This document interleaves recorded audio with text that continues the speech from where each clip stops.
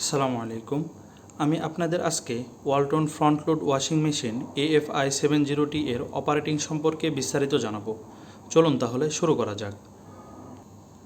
মেশিনটি অপারেট করার পূর্বে আমাদের আগে দুইটি বিষয় নিশ্চিত হয়ে নিতে হবে।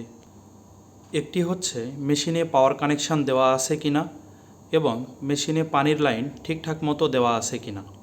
তো সর্বপ্রথম আমরা মেশিনের পাওয়ার কানেকশানটি অন করে নিলাম। দ্বিতীয়ত মেশিনের পানির কানেকশান ঠিকঠাক মতো দিয়ে নিলাম। এখন আমরা মেশিনের পাওয়ার বাটনটি চেপে মেশিনটিকে অন করে নিলাম। এরপরে নবের মাধ্যমে যে কোনো একটি প্রোগ্রাম সিলেক্ট করে নেব। সাধারণভাবে আমরা ধরে নিলাম কটন প্রোগ্রামে মেশিনটি চালাবো। তো এখানে আমরা কয়েকটি বাটন দেখতে পাচ্ছি। তো এটি হচ্ছে টেম্পারেচার বাটন। এই বাটনের মাধ্যমে আমরা পানির টেম্পারেচার উপরে নিচে করতে পারবো।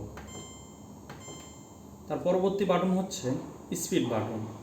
এই বাটনের মাধ্যমে আমরা মেশিনের স্পিড উপরে নিচে করতে পারবো। এটি হচ্ছে ডিলে বাটন। ডিলে বাটন 3 ঘন্টা থেকে 24 ঘন্টা পর্যন্ত সিলেক্ট করতে পারবো আমরা ডিলে বাটনের মাধ্যমে।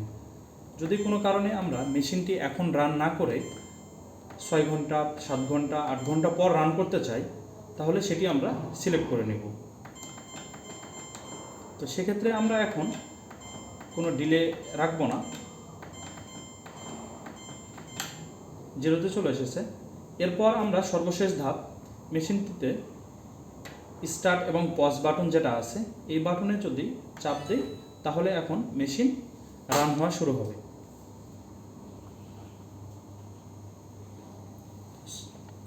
এই যে দেখতে পাচ্ছেন এখন মেশিনটি চলা শুরু করেছে।